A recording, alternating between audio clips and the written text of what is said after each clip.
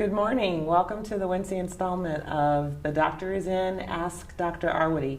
I'm Sybil Madison, your Deputy Mayor for Education and Human Services, and I'm here with Dr. Allison Arwady, our Commissioner for the Chicago Department of Public Health. Morning. We're going to start off just by doing a check on our social distancing. This has become a thing for us now. We think this is a great way to for all of us to monitor if we're, in that kind of outside of that area that we want to be when we're around other people, particularly for those of us who are essential workers and coming to work every day. This is a really easy way to make sure that we are maintaining a good amount of social distancing. Dr. Arwady, you want to kick us off with an update on where things stand? I do. So thanks for joining. Again, as always, I want everybody going to the website. If you are in Chicago or interested in what's happening in Chicago, you should be going to chicago.gov/coronavirus. Every day we're adding more information, and right up at the top you can find the latest data tab. Every day at 2:30 with the governor, that's when the cases are updated across the state. We do update on the website at, around that time in the afternoon, our Chicago numbers. And so as of now, we stand at 730 lab-confirmed cases of novel coronavirus and 5 deaths among Chicago residents. If you go and look at the data, you'll see that our curve is very much on that upward trajectory.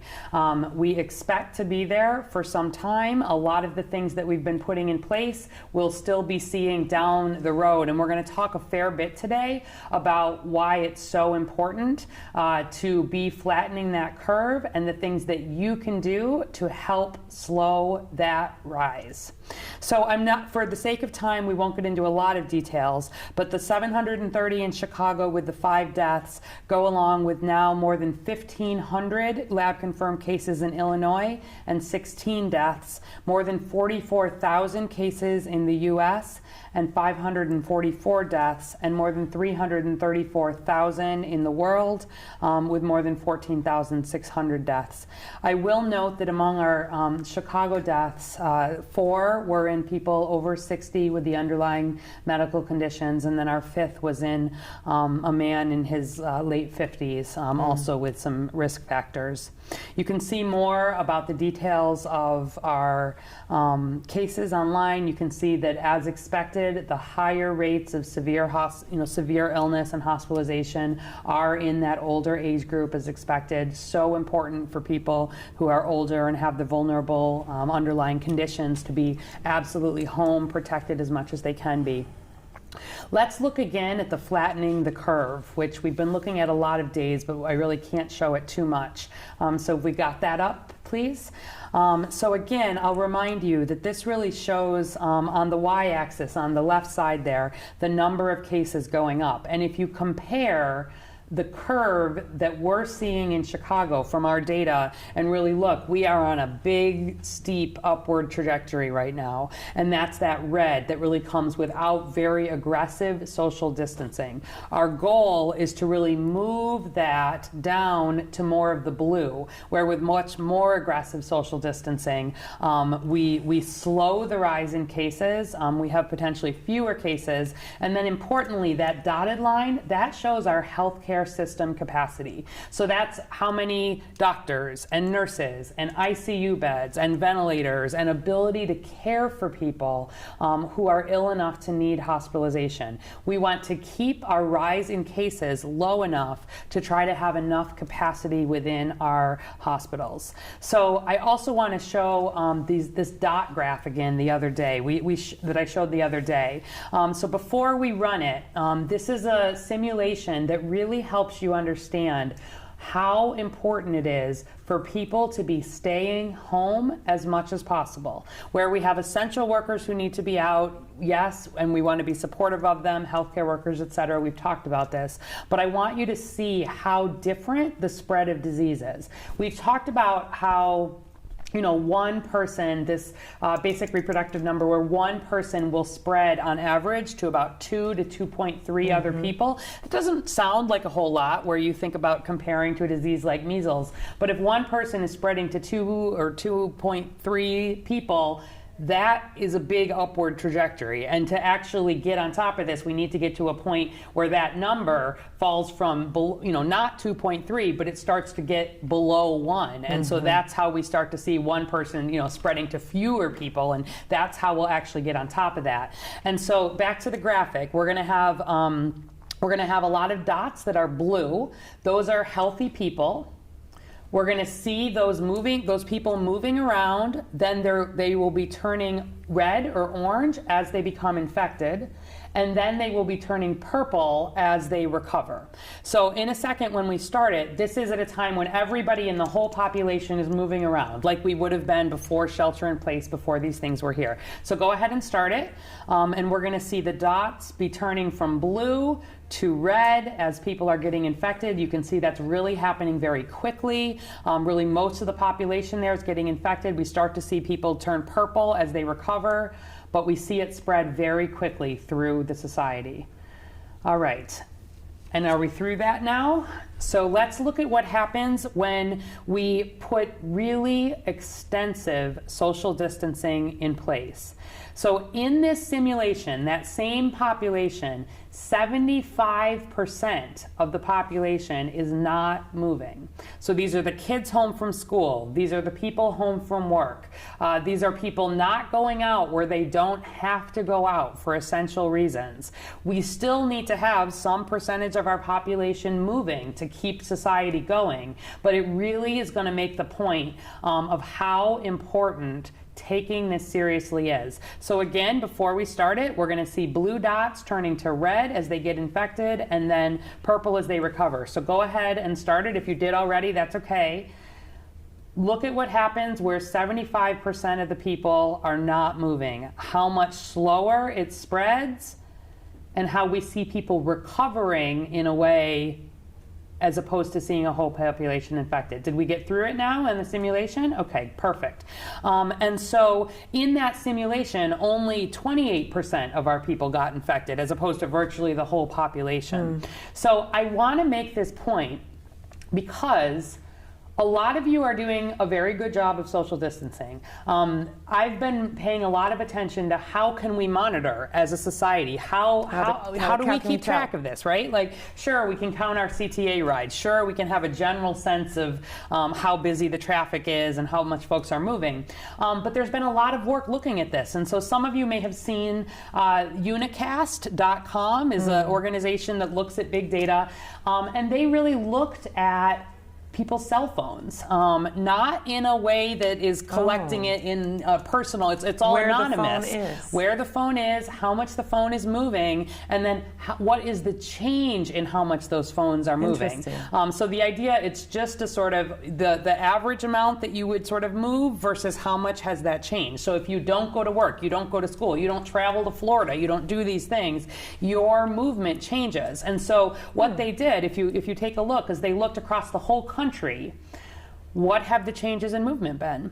And so I'll tell you, here in Illinois, we got an A for this because as a state, this is going back a couple days, we were down just over 40% in terms of our movement. So 40% got you an A. There were some states that got an F, so I'm glad that we're in the A, but then it actually drives down by county. Cook County was down 44%. Lake County was down 50%. Like if you look, there was some differences here. So I'm glad we're in better shape than a lot of the country, but it is not enough. This graph that I showed you with these dots, that's a 75% drop in terms of our movement. I want us in Chicago at a 75% drop. So we're only about halfway there. Granted, this is a couple days back. I hope people are, even more serious with the order more in place. But I'm also worried, frankly, because the weather's warming up. People are going to want to be out. People are going to want to be gathering. It is not the time. I know last night, for example, we had a lot of folks out on the lakefront. And as we've been saying, it is safe for you to be out on an individual level, to be out, exercising. I want you out. I want you getting some fresh air.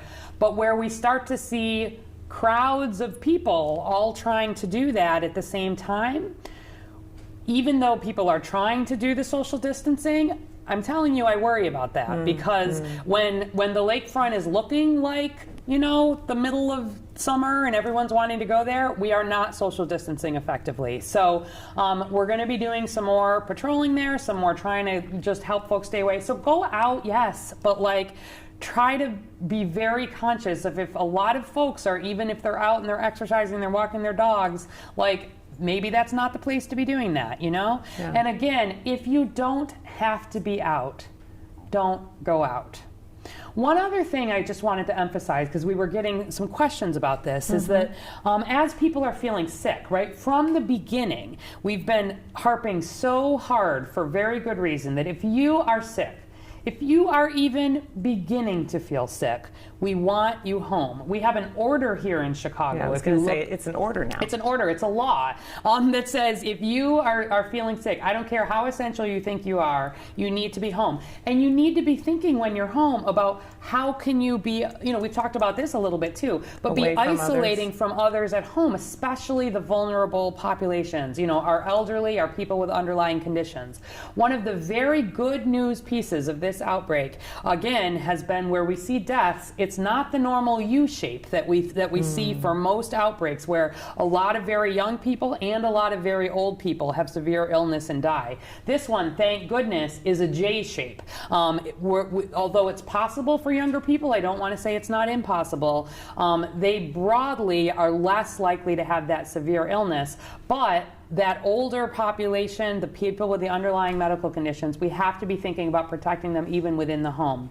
And I want to be clear that we're going to be putting some more information on the website. I know this is hard for people to figure out, but if you're staying home, we've talked about that we don't need everybody out getting a test, right? That if you are feeling like you have the flu and you're able to handle it at home, I actually don't want you trying to go out to the hospital at this point. We've talked, there still is not the full testing capacity that we're hoping to see grow more of. And I want to make sure that we're able to test folks, in that hospital setting, we really in the ICU understanding, and in all the settings, we're doing a lot of work with the homeless population. We're doing a lot of work in, even the jail and nursing homes and settings where people have to live more together. We are doing aggressive testing in those settings. Obviously, we're thinking a lot about healthcare workers and first responders and what follow-up needs to look like there.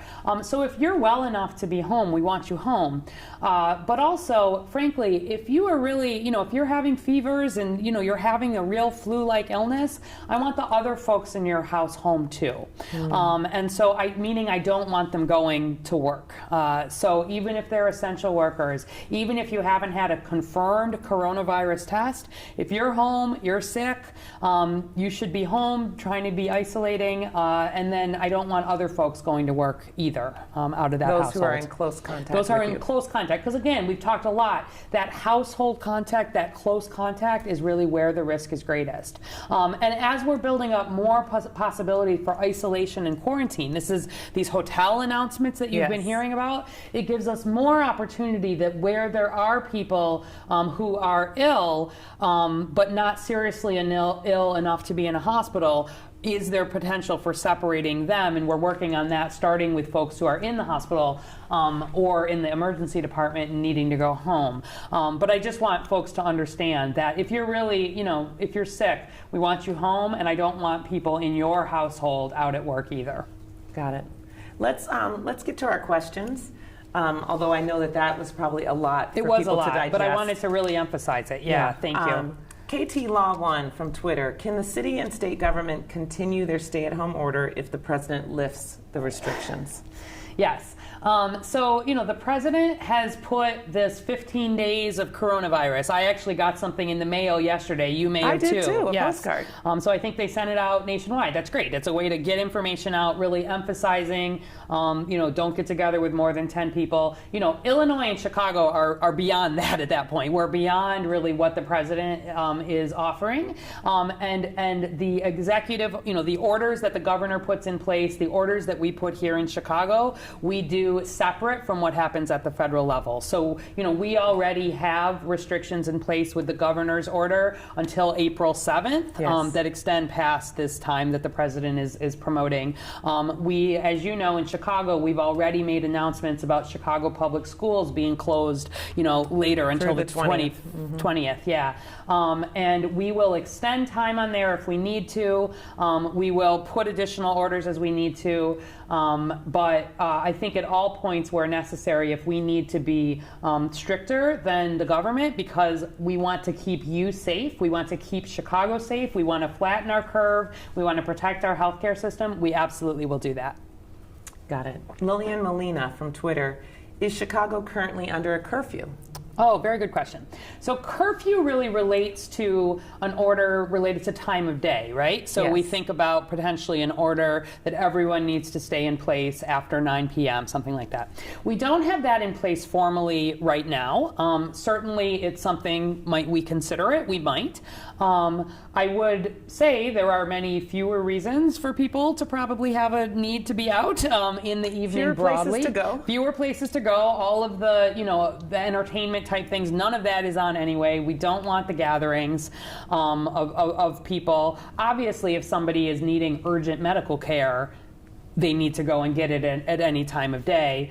Obviously, we have essential workers who work through the night, who work the night shift, who do this, and that will increasingly be true in our healthcare setting and in other important things. But right now, we do not have a formal hours-based curfew in place. It may be something that we would have in time, but really, for everybody, night or day, I want you thinking about, do you really need to be out? And if you don't, stay home. Carol Hodges from Facebook, we've all heard that an infected person who hasn't developed symptoms yet can still spread the virus. If there is no coughing or sneezing, how could the virus be passed on? Okay, good question.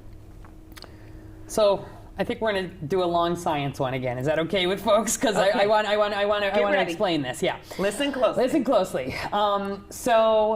All right, so first of all, this question of transmission when people are not symptomatic. It's been one of the big questions with coronavirus from the beginning.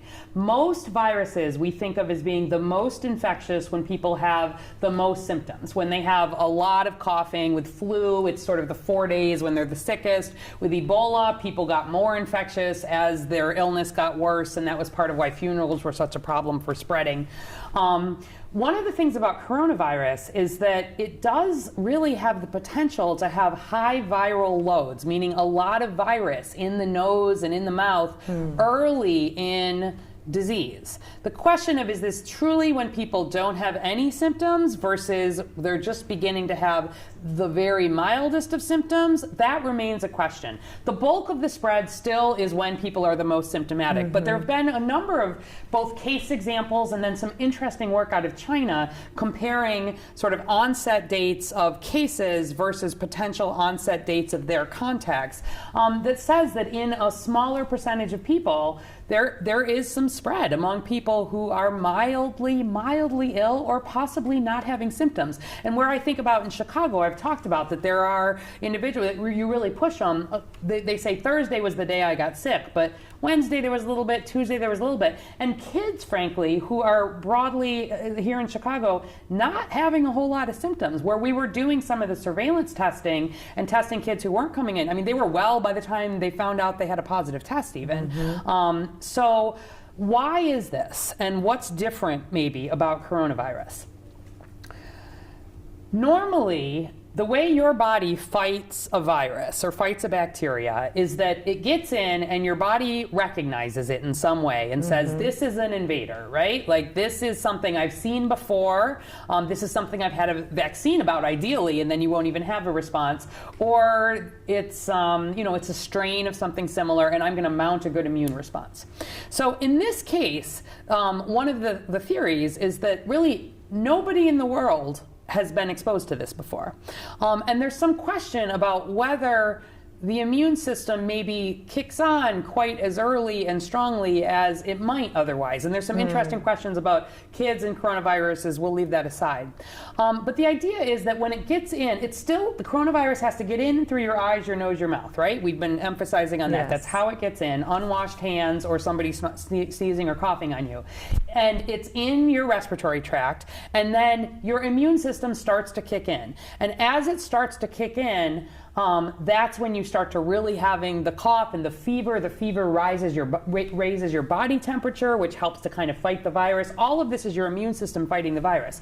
But early on, the virus is in there and it starts replicating. More and more little viral particles can be in your lungs, and it still spreads through cough and sneeze, but it may not be the coughs and sneezes that you're thinking about as like a very bad cough. So we have these little, throat clearing kind of coughs all the time. We sneeze and we say, oh, there was dust. We don't think a whole lot about occasional coughs and sneezes, but occasional coughs and sneezes have the potential still, if somebody is very early and they're just starting to know, to maybe spread disease. And so it's not that it spreads without a cough or a sneeze, but it's coughs or sneezes that people are not thinking about. And so that's why, again, you're just starting to feel sick, stay home. The hand washing, the cleaning surfaces, the really making sure, and again, frankly, the limiting contact with other people as much as we're able to for those who don't need to be out really helps protect everybody from that. So most of it is still people when they're sick, but that's sort of the some of the science behind what actually happens in terms of maybe that more early asymptomatic spread. Yeah, and that's also why the order focuses on things like sore throat. Yes. These symptoms that maybe people think, oh, you why think would you don't I really stay home pay if that I much have a sore attention. throat? We want folks home, see what develops, and don't take any risks in terms of going out. Okay, Maje Omagbaluwaye Oli. I think I got that. I didn't get that right. I'm sure I didn't, but I tried. Maje Omagbaluwaye Ole from Facebook. We have a swimming pool in my building. Can the COVID-19 be transmitted through the pool? So I would not have a big concern for COVID-19 being transmitted in the pool. Pools are something else. We talked about restaurants. Pools are something else that the Chicago Department of Public Health during regular times The things we're learning about the Chicago Department of Public Health. Exactly. Checks chlorine levels, makes sure they're safe. So we actually know quite a lot about swimming pools and how to keep them safe. Something like chlorine would kill coronavirus. My question would be, are there other people in the pool, like thinking about the social distancing, the measures with that?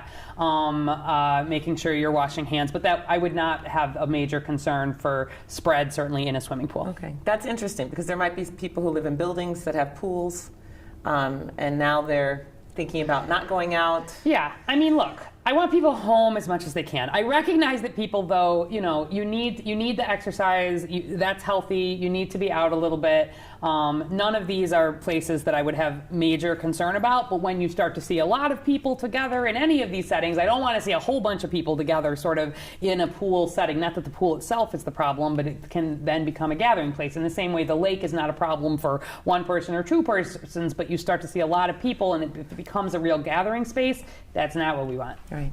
So even if it's not an intentional gathering, but it is a grouping of people kind of in the same... And I know people are being good about the social distancing and they're thinking about that and they're doing that and that's what we want. But at some level, you start to get too many people together in a space. It's hard to maintain that. Yeah. So when we see that, we should turn around. Correct. Okay. Jean Brooks from Facebook. Since there will be a number of folks who get the COVID virus and recover without incident, when and how can they get back into the workforce? Oh, good question. People have good questions today. So, I mean, you have good questions every day, but these are like in line with like good science things to talk about. So, again, we really, based on everything we know about this virus, we expect that people, once they have recovered from coronavirus, would be considered to be immune, at least in sort of a short-term kind of way. There is a lot of work going on to understand how long that immunity works. That's all related to the vaccine. But that's very good news because it means that once people have recovered, they can safely be out and about and help care for others and help staff settings that we may need for quarantine and isolation and others. So in a very sort of the immediate way is that what we actually considered recovered from coronavirus. So there's been a lot of work about this, of course, like when can you actually be released? And so we have data on the website about this. But basically, and this is where if you go and you follow, if I have symptoms, what should I do? There's lots of detail in there. But we really say 7 days from the onset of symptoms or a positive test, either one, plus 3 days after your symptoms are better. And we define what that looks like. No fever without using Tylenol or ibuprofen or anything else to bring the fever down. So whichever of those is longer. So if I've gotten sick and I'm feeling better 3 days in, you gotta wait 7 days until you're considered good. If 5-6 days in, I'm still not feeling that well, I need to wait until 3 days after I'm fully better. So 7 days would be the shortest amount of time. Like for example, I told you about, the child who was sort of already feeling better. Yes. That child still, I want home and isolated for 7 days from that test date or from when their symptoms started. And then for people who are having a more serious illness, like in hospitalized, any of that, it's got to be at least 3 days post the resolution of their symptoms, especially fever. So more on the website about that. But that is all based on data and research that's been done around the world, looking at how long do people shed virus, and not only how long do they shed it, but the virus itself, can it infect others? Those are not always the same questions. So we feel good about that. That's similar to what's been used around the world and would be appropriate here. So 2 follow-ups. Yeah. Shedding virus means that it's coming Shedding out of virus means this coughing and this sneezing, and I have the potential to be sort of putting virus out into the world. Yeah. Again, this 6 feet contact, right? That's what all of this is about. And so and I mean, if you're interested, one of the things is that the testing that we do around viruses, it just lets you know that there is virus present at a level high enough to pick up on the test. So that's why we talk about not testing people without symptoms. The test doesn't work. The virus is not high enough. You have the potential of getting a negative test and actually you have coronavirus, vice versa. And so there is also the potential later that you could pick up sort of pieces of that virus, because it's just looking for pieces of the virus, but that virus can't grow and it's not able to actually infect others. So this is the kind of work that the scientists are doing behind the scenes to really understand. And then in the public health recommendations, we could be more straightforward: 7 days and or 3 days since the onset. Since your symptoms have gotten better, whichever of those is longer. Okay. And that's a little bit different from, in the beginning, we were hearing about people who needed to quarantine for 14 days. Okay, so quarantining, so exactly. So this is where we've got some flow charts. I've asked to make an app for people that helps you put in when I have symptoms, what should I do. This is something I've got the tech folks really working on, because this can be confusing, and I recognize it. So quarantine, again, means somebody who is not sick. Right? I don't have symptoms, but I might have been exposed. So I'm staying home. I'm quarantining from others. That we actually do want people to do for 14 days, because it can take up to 14 days for someone to develop symptoms. Yeah. So when someone has been exposed, if you've been infected to someone with coronavirus, it doesn't happen right away. Beginning about 2 days after that is when you can start to have symptoms.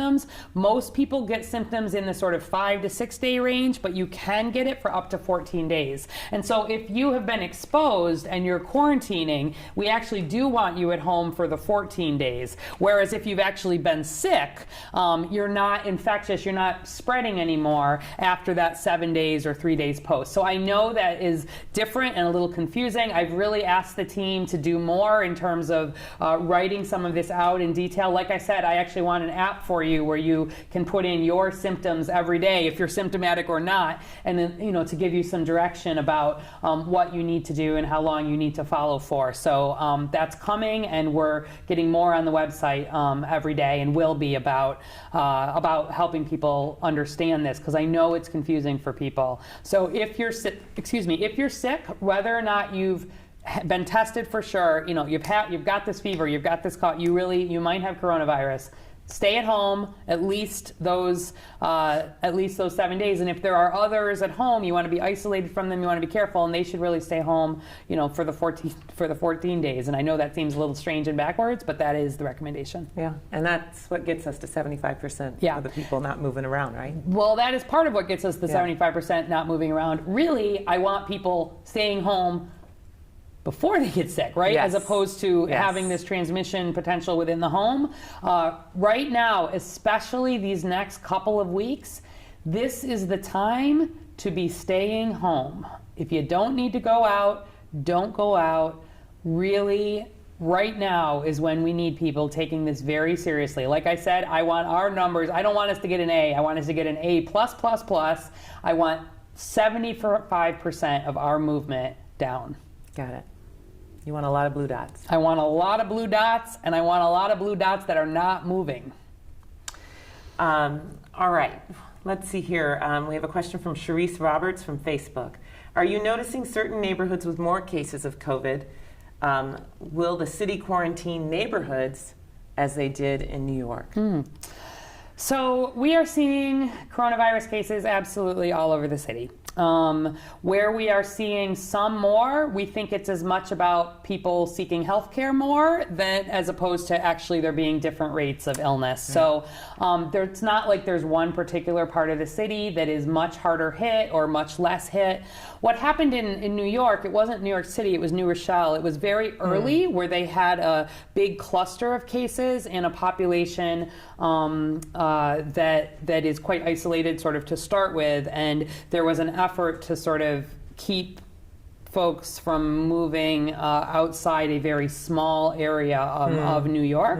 That is the sort of thing that might be appropriate at a different stage in the outbreak from where we are now. I think, might there be the potential of seeing some further changes in movement as we've seen in other countries? I think we might, but I don't see a setting where we would have one part of the city blocked off from another part of the city. I think if we were thinking about this, it would be more of a regional and sort of transportation and some of what that looks like. But no, really, it is throughout the city, and I need people in every part of this city being absolutely serious about these orders and doing the right thing. Okay. Natasha Ob from Facebook, why aren't we spraying the air and outside surfaces with some type of antiviral solution in communities, just as was done with the West Nile virus? Okay. So that's another thing the Chicago Department of Public Health does during normal times. We do mosquito control, and we spray parts of the city for West Nile, and we drop hundreds of thousands of briquettes to kill the larvae of mosquitoes. Couple things. So first of all, this is not spread by mosquitoes. So I have been paying a whole lot of attention to what's going on around the world, and in parts, it's not mosquito season for us here, but that was a question I had. And so, no, not spread by mosquitoes. This is a respiratory virus, so it gets in, again, eyes, nose, mouth. It has to get in through unwashed hands, touching your face, or through this direct close contact. Mosquitoes are more the bloodborne. So where we think about West Nile virus, it's that mosquito is sort of taking a blood meal from somebody and taking a blood meal from somebody else. So first of all, we wouldn't spray for West Nile because that's mosquitoes. But the larger question of why don't we spray an antiviral? So we don't have an antiviral to spray. We don't have any specific treatment for this. We don't have a vaccine for this. We don't have any special spray. But in terms of spraying, as we've said all along, soap, water, normal household cleaning kills this. So you don't need something special and antiviral to spray. And at the city, we really would not think about something like spraying sidewalks or spraying the air. This is not widely in the air again, too, right? Like, I'm worried about the close contact. I'm worried about the surfaces potentially, like we talked about yesterday, that a lot of people are touching. If a lot of people are touching surfaces without washing their their hands, touching their eyes, nose, mouth. But I would not spray in the air, even if I had something to spray, and I would not spray sort of broadly out in the environment. I think the more important is the cleaning, that we've got these protocols stepped up all over the city. You're doing it at your homes in terms of the surfaces. And that's without any special products. That's without any special products, just the hand washing, the cleaning. Like, it's not fancy here, but it's really what works. I'm glad people are thinking about, I want ideas like this. So, where you're thinking about are there good ideas. Ooh, one thing I will say though, is that we've been working to get the folks who are homeless much more capacity. So the Y others have stepped up. So we've got good social distancing within our homeless shelters. We do still have some folks who have not chosen to necessarily go into shelter. So we've worked to make sure there's more hand washing and more sanitation in those settings. And again, are encouraging people in those settings, who have not sought shelter at this point, to really come in, to be socially distanced, and then, as much as possible, come into settings where that's safe. But so that would be where we would do some of the sanitation, but not in a broader way. There's not evidence that it would make a difference. Got it. We are nearing the end of our time. I know we always end with some positive news and things that people can do in this time when they might be feeling like they don't have a lot of control or power over their lives. Yeah. So one thing, I have loved getting letters, frankly. I've heard from some people I haven't heard from. Yesterday I got a letter at work from a 9-year-old who was saying, girl power scientist, and sending me pictures. It's a lovely thing to send letters to people, even people you wouldn't normally think of reaching out to. It's a great thing to pick up the phone and call and reach out. I know we say it every day, but it is important, especially people who may not be as connected, to be getting some of that support. We also really, this making a schedule, get out of your pajamas, keep up with your hygiene, keep up with your chores, make sure your kids are doing something, turn off the TV, unplug from media. Yes, be outside, but be outside responsibly. Don't go where there's crowds. Be thinking of this. Some good, just interesting things. There have been. I heard from a friend who had as an older mother who was just continuing to go out a lot still for some more social reasons. Went and parked the car behind mom's car in the driveway to help encourage that. Some people need a little intervention. I'm not necessarily saying, that is probably causing some tension, and, we got to have conversations, but it's important to help older people and people who are vulnerable be really taking this seriously, and that's an example. Also, some nice, my sister is an artist, and so there have been a lot about how folks in the arts are coming together. The Rotterdam Symphony, they all recorded Beethoven's Ninth separately in their homes, and then they put it together. There have been these Instagram concerts? These Instagram concerts. We had, the Chicago concert of singing Bon Jovi on last Saturday. Bon Jovi himself got on. I don't know if you heard that. Living on a Prayer. They sent out a time. I heard that on my block. You heard that on your block. Well, that's what that was. That was someone in Chicago organizing that. It's planned for this Saturday. I think it's Michael Jackson, ABC. We'll get the details on it. But really thinking about ways to be sharing that don't put you in contact, that sort of do keep spirits up, but that emphasize this need to stay at home. Things that you can do while you're staying at home. You're going to hear me saying this even more strongly. We all are concerned about protecting the healthcare system. The health department is doing all that we can do to make sure they have supplies. We're building out more capacity. We're having big conversations about what that looks like. But the way you protect the healthcare system and Chicago is by doing everything you can to stop the spread of this virus. The time is now, and the best way you do that is by staying home, being an unmoving blue dot. That's right. Okay. Well, I'm excited to talk about tomorrow. Yes. We're going to be on at 12. Yes. Because of some scheduling things, we need to start a little bit later than usual at 12 o'clock. The theme tomorrow is going to be mental health, and we have Pastor Chris Harris will be joining Dr. Arwady, which is wonderful because he's been a champion of really community grassroots level action around supporting mental health. Yeah, he's with Bright Star Church, Bright Star Community Organization. They've been a long-term partner of the Chicago Department of Public Health as we've been thinking about how to really build up mental health for our city. They're already stepping up in major ways. Wanted to bring him in, really get some insight into the kinds of calls they're getting, and again, help everybody think about their mental health as they're thinking about staying home. So let's get to 75% drop, blue dots at home, and really we'll keep you updated. Thanks so much for joining. Thank you, Dr. Arwady.